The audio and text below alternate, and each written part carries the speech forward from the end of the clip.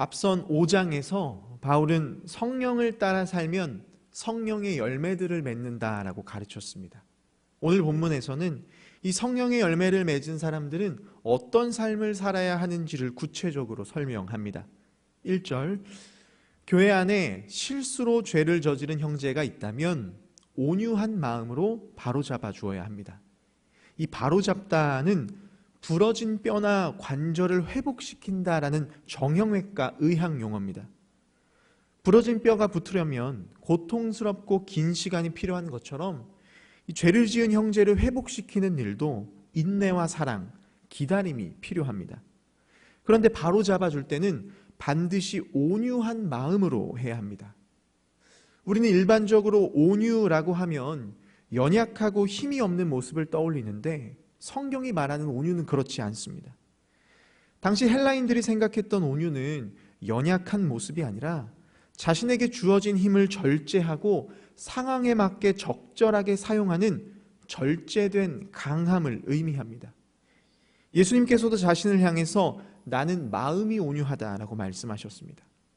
예수님은 하나님의 아들로서 모든 것을 행할 권능이 있었지만 하나님의 뜻을 위해 자신의 힘을 절제하셨습니다. 이것이 온유함입니다.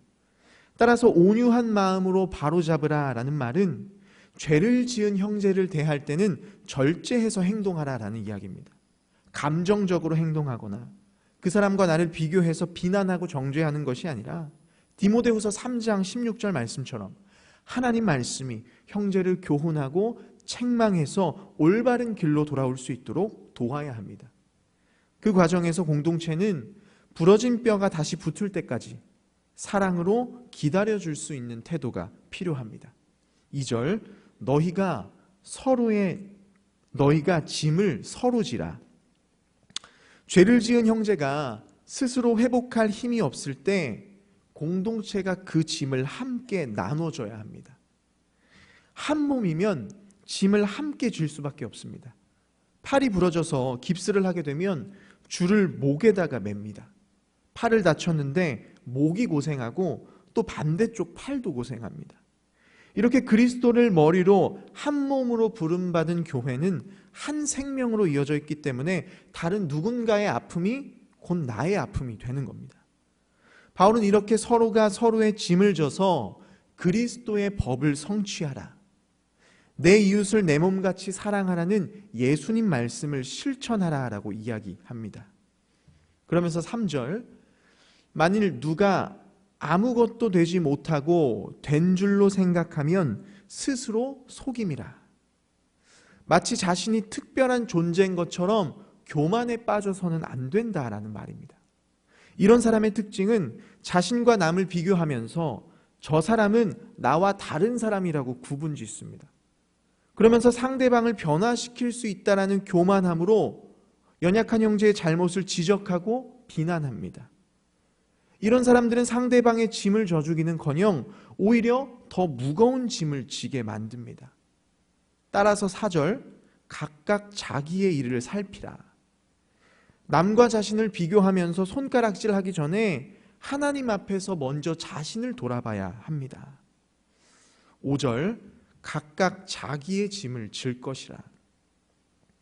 2절 말씀처럼 서로가 서로의 짐을 져줘야 하지만 각자 자기의 짐도 져야 합니다. 2절에서 말한 짐은 한 사람이 혼자 감당하기 어려운 짐을 말합니다. 어떤 것들이 있을까요? 죄의 유혹과 인생을 살면서 겪는 수많은 고난들이 있습니다. 이런 짐은 혼자 지기 어렵기 때문에 공동체가 함께 서로의 짐을 져야 합니다. 자, 그런데 5절에서 말하는 짐은 이런 짐과는 다릅니다. 이 짐은 개인이 하나님 앞에서 책임져야 할 몫을 의미합니다. 즉 하나님께서 각자에게 맡겨주신 고유한 역할을 말합니다. 교회에서는 목회자로, 장로로, 권사로, 집사로, 또 가정에서는 남편으로, 아내로, 아들과 딸로 각자에게 맡겨주신 책임을 다해야 한다라는 겁니다. 한 사람이 자신의 짐을 소홀히 하면 공동체는 균형을 잃고 그리스도의 몸으로 제대로 된 기능을 발휘할 수 없습니다. 따라서 바울은 각자가 개인의 책임을 성실히 감당하고 동시에 서로의 짐을 함께 나눌 때 하나님께서 기뻐하시는 섬김의 공동체로 세워질 수 있다라고 가르쳐 줍니다. 이렇게 바울은 1절부터 5절까지 성도가 공동체 안에서 어떻게 사랑하고 섬겨야 하는지를 설명했습니다. 6절에서는 이 사랑의 실천의 구체적인 예로 목회자와 성도들이 서로를 섬겨야 한다라고 말합니다. 6절, 가르침을 받는 자는 말씀을 가르치는 자와 모든 좋은 것을 함께 하라. 말씀을 배우는 성도들은 말씀을 전하는 사역자들을 위해 물질적으로 지원을 해야 한다라는 이야기입니다. 바울은 말씀을 전하는 사역자들은 올바르게 말씀을 가르쳐서 성도들을 섬기고, 또 성도들은 목회자들의 생계를 책임져 줌으로써 목회자들이 복음을 전하는 일에 온전히 헌신할 수 있도록 도와야 한다라고 말합니다. 이를 통해 목회자와 성도들이 서로의 부족한 것을 채워줄 수 있는 섬김의 관계로 나아가야 한다라고 이야기합니다. 이어지는 7절부터 9절은 하나님께서 성도들에게 주신 물질을 어떻게 사용해야 하는지, 우리에게 주신 믿음을 어떻게 지켜나가야 하는지를 뿌린 대로 거둔다라는 농사의 비유를 통해서 설명합니다. 7절, 스스로 속이지 말라. 하나님은 업신여김을 받지 아니하시나니 사람이 무엇으로 심든지 그대로 거두리라. 이 스스로 속이지 말라는 미혹되지 말라라는 뜻입니다. 무엇에 미혹돼서 안 되냐? 뿌리지도 않았는데 거둘 것이라는 헛된 소망에 미혹되지 말라라는 겁니다. 자, 왜냐하면 7절, 하나님은 업신여김을 받지 아니하신다. 하나님께서는 심은 대로 거둘 수 있도록 법칙을 정하셨기 때문에 심지도 않고 거두기를 바란다는 건 하나님을 업신여기고 조롱하는 일이라고 이야기합니다. 물질뿐만 아니라 우리의 믿음 생활 역시 뿌린 대로 거두는 법칙이 적용됩니다. 8절, 자기의 육체를 위하여 심는 자는 육체로부터 썩어질 것을 거두고 성령을 위하여 심는 자는 성령으로부터 영생을 거두리라. 여기서 육체는 타락한 인간의 본성, 하나님의 뜻과는 반대로 살아가는 모습을 의미합니다. 따라서 육체를 위하여 심는다라는 이 말은 하나님께서 우리에게 주신 많은 자원들, 재정, 건강, 재능, 시간, 이 모든 것을 하나님을 위해 사용하는 것이 아니라 죄된 본성을 따라 내 욕심을 위해 사용하는 삶을 의미합니다. 바울은 이런 삶을 썩어질 것을 거둔다, 영원한 심판을 받게 될 것이라고 말합니다. 반대로 성령을 위하여 심는 사람들, 즉 하나님께서 나에게 주신 모든 자원을 하나님 나라를 위해 사용하며 성령의 열매를 맺는 사람들은 하나님과 영원한 생명을 누리게 된다라고 말합니다. 바울은 이렇게 농사의 비유를 통해서 행위와 결과가 다를 수 없다고 가르칩니다. 콩 심은 데 콩 나고 팥 심은 데 팥 나지 다른 열매가 맺힐 수 없는 것처럼 우리의 믿음 역시 육체가 아니라 성령을 따라 살아갈 때 그에 합당한 열매를 맺게 된다라고 말합니다. 9절, 하나님의 때가 되면 반드시 열매 맺게 하시니 선을 행하되 낙심하지 말라라고 말합니다. 여기서 바울이 말하는 선행은 구원을 받기 위해 행하는 공로주의적 선행을 말하는 게 아닙니다. 바울에게 선을 행하는 일은 구원받은 자의 삶에 나타나는 증거입니다. 예수를 믿고 구원받았다면 그의 삶에는 반드시 하나님 사랑과 이웃 사랑의 모습이 나타난다는 거예요. 바울은 선을 행하되 낙심하지 말라고 말합니다. 때로 이웃을 섬기고 사랑을 실천하다 보면 어려움을 겪기도 하고 당장 눈에 보이는 열매가 없어서 낙심할 수 있습니다. 그러나 선을 행하기를 포기하지 않으면 하나님께서 정하신 때에 반드시 열매 맺게 하신다라고 이야기합니다. 10절, 그러므로 우리는 기회 있는 대로 모든 이에게 착한 일을 하되 더욱 믿음의 가정들에게 할지니라. 하나님께서 반드시 열매 맺게 하시니 기회가 주어질 때마다 선을 행하고 또 믿는 자뿐만 아니라 믿지 않는 모든 이웃들에게 사랑을 베풀어야 합니다. 특히 믿음의 가족들에겐 더 많은 관심과 사랑을 베풀라라고 말합니다. 11절부터 18절까지의 말씀은 갈라디아서의 마지막 결론부입니다. 바울은 여기서 다시 한번 거짓 교사들의 율법주의적인 가르침을 비판하고 복음의 본질이 무엇인지를 설명합니다. 11절, 내 손으로 너희에게 이렇게 큰 글자로 쓴 것을 보라. 당시 쓰여졌던 편지들은 대부분 글의 저자가 말을 하면 옆에 있던 필경사가 받아 적었습니다. 그러나 편지 끝부분에는 글의 저자가 직접 글을 쓰면서 편지의 진정성과 권위를 나타내는 관행이 있었습니다. 바울은 갈라디아 교회를 향한 자신의 진정성을 전달하고 편지의 마지막 부분을 강조하기 위해 자신이 직접 큰 글씨로 마지막 메시지를 전합니다. 바울은 먼저 갈라디아 교회를 혼란스럽게 하는 거짓 교사들을 비판합니다. 12절, 물은 육체의 모양을 내려 하는 자들이 억지로 너희에게 할례를 받게 함은 그들이 그리스도의 십자가로 말미암아 박해를 면하려 할 뿐이라. 거짓 교사들이 육체의 모양을 낸다라는 말은 그들이 신앙의 본질보다는 사람들에게 보이는 겉모습에만 신경 쓴다는 말입니다. 이처럼 거짓 교사들은 신앙의 본질인 내적 변화와 믿음보다는 할례와 같은 겉으로 드러나는 종교적 행위를 통해 자신의 신앙이 깊고 경건한 사람인 척 행동했습니다. 바울은 그들이 그렇게 행동한 이유는 박해를 피하려는 목적 때문이었다라고 말합니다. 당시 기독교로 개종한 유대인들은 예수를 믿는다는 이유로 동족들에게 배신자로 낙인 찍혀서 출교당했습니다. 이렇게 출교당한 사람은 유대 공동체에서 완전히 소외돼서 경제적, 사회적 어려움을 겪었습니다. 거짓 사도들은 이러한 어려움을 피하기 위해서 할례를 주장했던 겁니다. 교회 안에서는 기독교인인 행세를 하고 또 유대 공동체 앞에서는 유대교 관습과 율법을 지키는 척을 하면서 박해를 피하려고 했습니다. 또 로마의 박해를 피하기 위해서였습니다. 당시 로마는 다양한 나라를 통치하면서 제국의 안정과 평화 유지를 위해 각 지역의 전통적인 종교를 인정해주는 정책을 펼쳤습니다. 이렇게 해서 민심을 안정시키고 또 종교적인 문제로 반란이 일어나는 것들을 막으려고 했습니다. 그래서 유대인들은 로마의 통치 아래서도 유대 전통을 지켜낼 수 있었습니다.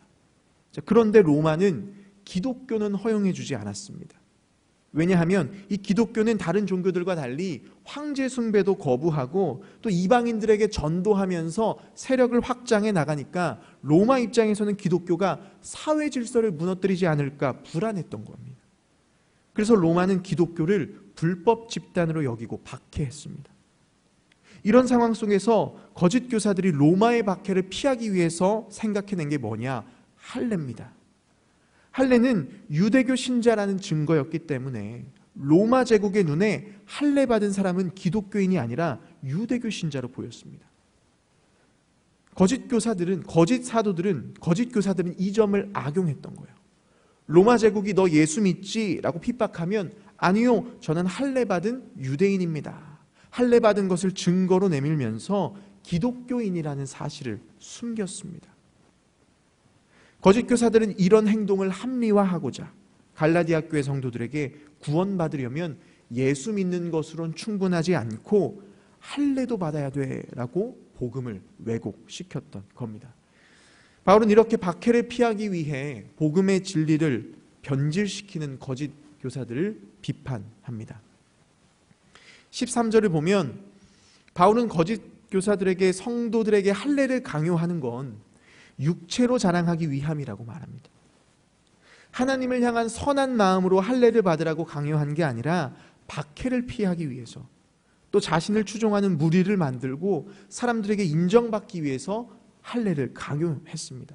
그러나 14절 바울은 거짓 교사들과 달리 오직 그리스도의 십자가만을 자랑합니다. 이 십자가는 로마 시대의 가장 끔찍한 형벌이었습니다. 로마 제국의 반란을 일으킨 자들과 또 주인을 죽인 노예들이 당했던 형벌입니다. 아무나 달릴 수 있었던 게 아니라 가장 흉악한 범죄자라고 여겨졌던 사람들에게만 행해졌던 형벌이 십자가입니다. 그런데 바울은 이 가장 치욕스럽고 수치스러운 십자가가 자랑이라고 고백합니다. 왜일까요? 십자가를 통해 하나님의 사랑과 구원의 능력이 나타났기 때문입니다. 바울은 이 십자가의 은혜를 깨달았기 때문에 14절, 세상이 나를 대하여 십자가에 못 박히고 내가 또한 세상에 대하여 그러하니라. 이 말은 바울에게 있어서 세상이 죽어 없어졌다라는 말입니다. 바울도 한때는 세상 영광을 구하고 성공을 바라보며 살았던 사람입니다. 그런 그가 십자가에 달린 예수를 만나고 그 역시 그리스도와 함께 십자가에 못 박힌 자가 되었습니다.